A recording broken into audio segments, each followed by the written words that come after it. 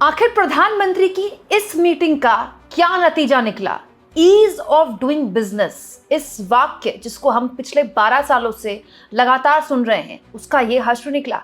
आखिर दुनिया की सबसे बड़ी, सबसे मशहूर ईवी गाड़ी ने अपना बोरिया बिस्तरा भारत से बांधने की तैयारी क्यों कर ली है? दोस्तों, बड़ा शोर हुआ था, बड़ा जश्न का माहौल बनाया गया था गोदी मीडिया में जब ये वाली वीडियोस और फोटोज आई थी जिसमें प्रधानमंत्री जो है इलॉन मस्क से मुलाकात कर रहे हैं। दोस्तों, ट्रम्प जब दोबारा से राष्ट्रपति बने थे तो मोदी अमेरिका गए थे, तब उन्होंने कई मुलाकातों में इलॉन मस्क से भी मुलाकात की थी। इलॉन मस्क अपने बच्चों को लेकर, अपनी पार्टनर को लेकर पीएम से मुलाकात करने आए थे और यहाँ पर उन्होंने पीएम के साथ कुछ फोटोज शेयर की थी और ये बोला गया था कि इलॉन मस्क की जो गाड़ी टेस्ला है, जो पिछले काफ़ी सालों से भारत में एंट्री करना चाहती है, वो अब एंट्री करेगी। खबरें भी छप गई कि गुजरात में पहला टेस्ला का प्लांट बनेगा जिसमें टेस्ला अपनी गाड़ियां मैन्युफैक्चर करेगी। इसके अलावा दोस्तों, महाराष्ट्र सहित देश के 2-3 राज्यों में टेस्ला ने शोरूम भी खोल लिए।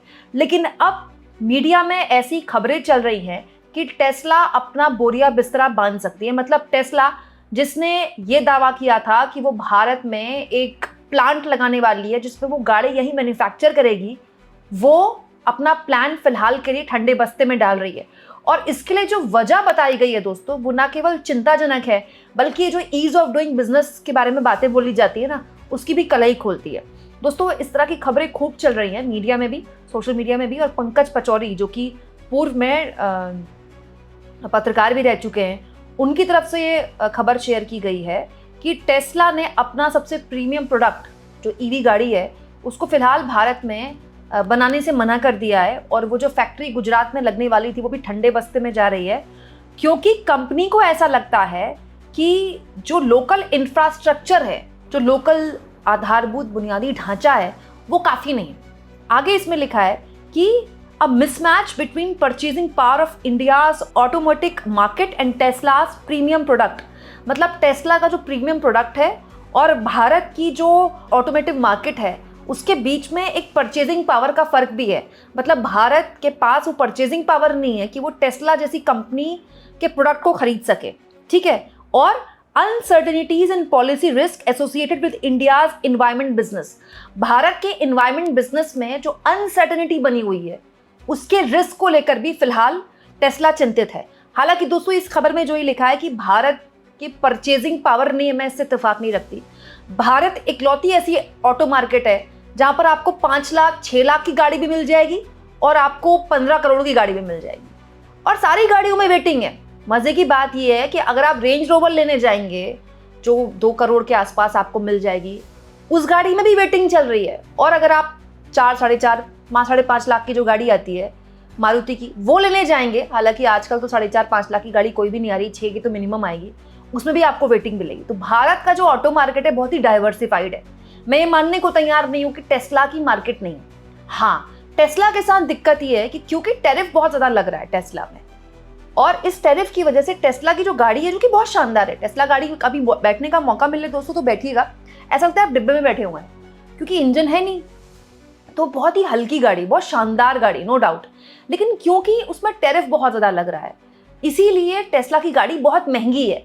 अब जितने में टेस्ला की गाड़ी खरीद लेंगे ना, उतने में तो आपको भारत में बहुत शानदार गाड़ियां मिल जाएंगी। तो आदमी इतना इंथ्यूजियास्टिक नहीं लगता टेस्ला को लेकर। टेस्ला को लेकर एक और खबर है दोस्तों, मैं आपको बताती हूँ। टेस्ला ने इस साल अप्रैल में, जानते हैं कितने यूनिट्स बेचे हैं अपनी गाड़ियों के? 43, मात्र 43। मतलब इंडिया में तो कुछ भी नहीं है ये। और दोस्तों, मार्च में 49 थे, मतलब गिरी है। मार्च में 49, उसके बाद 43, बढ़ने की बजाय गिरी है।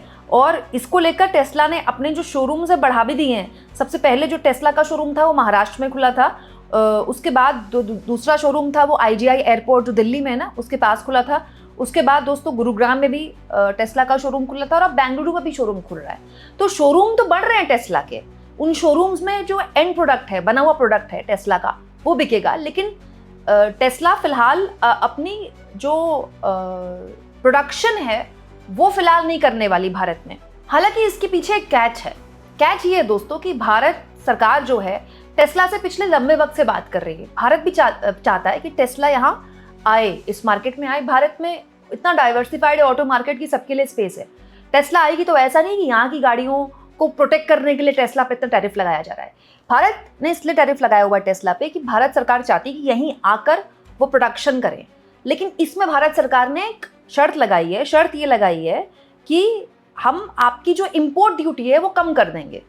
जो इम्पोर्ट ड्यूटी जिसकी वजह से आपका सामान महंगा हो जाता है ना यहाँ आने तक, वो हम कम कर देंगे। आप हमको ये बताइए कि आप पहले $500 मिलियन की लोकल इन्वेस्टमेंट देंगे कि नहीं देंगे। भाई $500 मिलियन आप लगाइए भारत में, कोई प्लांट लगाइए जिसमें $500 मिलियन का इन्वेस्टमेंट हो, तो हम आपको ये छूट दे देंगे। मैं आपको एक चीज़ बताती हूँ दोस्तों, ये जो ऑटो मार्केट है ना, इसमें बहुत बड़े लेवल पर एम्प्लॉयमेंट जनरेट होता है। आप गुड़गांव में देख लीजिए, सबसे पहले मारुति का वहाँ बहुत बड़ा प्लांट लगा, ठीक है। उसके बाद आप ह्यूंडई के प्लांट में देख लीजिए, जहाँ ह्यूंडई की गाड़ियाँ बनती हैं भारत में। ऑटो मार्केट के साथ अच्छी बात यह है कि जहाँ भी कार बनाने वाली फैक्ट्री लगी ना, उस पूरे शहर की कायापलट हो जाती है। तो वहाँ न केवल कार बनती है जो कि 24 घंटे बनती है, इस तरह की जो फैक्ट्रीज होती है उसमें 24 घंटे कार बनती है, उसके अलावा जो एक्सेसरी मार्केट है उससे जुड़ा हुआ जो पूरा सेक्टर है ना, पूरा डेवलप हो जाता है। मतलब अगर किसी शहर में ऐसी वो लगी है ना फैक्ट्री, तो पूरे शहर की कायापलट हो जाएगी, पूरे राज्य की कायापलट हो जाएगी एक फैक्ट्री से, क्योंकि उसके जो बाई प्रोडक्ट होते हैं ना बहुत ज़्यादा होते हैं। तो भारत सरकार की ये शर्त है कि भाई हम आपकी इम्पोर्ट ड्यूटी कम कर देंगे, आप ये बताओ कि 500 मिलियन आप किसी लोकल प्रोडक्शन इन्वेस्टमेंट में खर्च करते हो तो आ जाओ। इसको लेकर टकराव बना हुआ है। इसीलिए टेस्ला ने फिलहाल गुजरात में जो उसका प्लांट बनना था, जहां पर उसकी गाड़ियां प्रोड्यूस होनी थी, उसकी वजह से उसकी गाड़ियां सस्ती भी हो जाती, उसको अभी ठंडे बस्ते में डाल दिया है। लेकिन टेस्ला ने अभी बोरिया बिस्तरा नहीं बांधा है भारत से। गाड़ियां उसकी बिक रही हैं, बहुत कम बिक रही हैं लेकिन बिक रही हैं। ये भी बताता है दोस्तों कि भारत का जो ऑटो मार्केट है वो कितना होशियार है। भारत में कोई भी आदमी चाहे स्कूटी खरीदने जाए, चाहे गाड़ी खरीदने जाए, उसको मतलब ऑटो मार्केट की बहुत नॉलेज है। भारत में बहुत ज़्यादा गाड़ियाँ बिकती हैं, इसका भी ये रीज़न है। लेकिन ये बात सही है दोस्तों कि भारत सरकार खुद अब प्रमोट कर रही है इलेक्ट्रिक गाड़ियों को, है ना।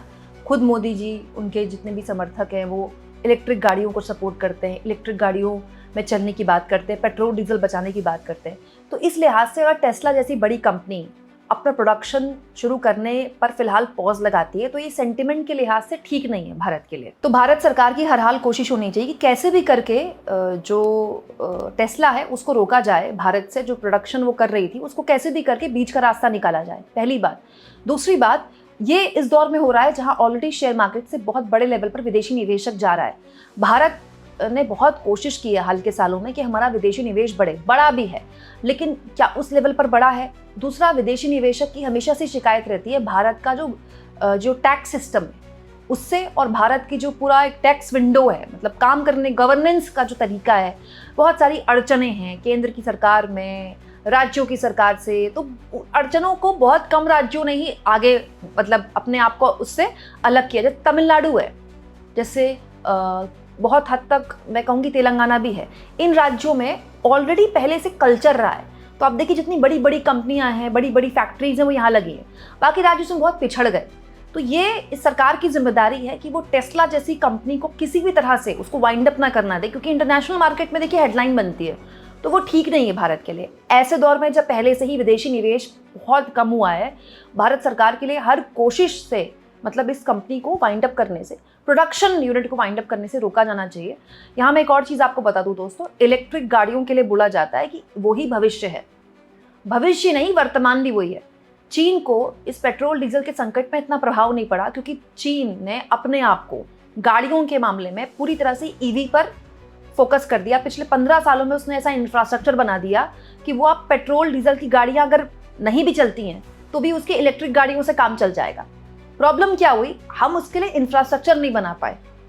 क्या हमारे देश में इलेक्ट्रिक गाड़ी अगर कोई खरीद ले तो वो 500 किलोमीटर की यात्रा कर सकता है, 400 किलोमीटर की यात्रा कर सकता है? अगर उसको बीच में चार्जिंग खत्म हो गई तो वो क्या करेगा? क्योंकि इंफ्रास्ट्रक्चर रेडी नहीं है। पेट्रोल डीजल की हर जगह आपको फिर भी मिल जाएंगी, सीएनजी के भी बहुत कम मिलेंगे लेकिन फिर भी मिल जाएंगे। लेकिन आपकी गाड़ी की अगर मतलब चार्ज खत्म हो गया तो आप क्या करेंगे? आप 400 किलोमीटर 500 किलोमीटर जा सकते हैं अपनी गाड़ी में? ये इंफ्रास्ट्रक्चर है जिसके बारे में ना सरकार ने बिल्कुल ध्यान नहीं दिया। बस ये कह देना कि हम विदेशी कंपनियों को अपने देश में काम करवाना चाहते हैं और हम विंडो बड़ी करना चाहते हैं, काफ़ी नहीं होगा। आपको इंफ्रास्ट्रक्चर रेडी करना पड़ेगा इसके लिए। आप इस मुद्दे को किस तरह से लेते हैं, कमेंट बॉक्स में ज़रूर लिखें।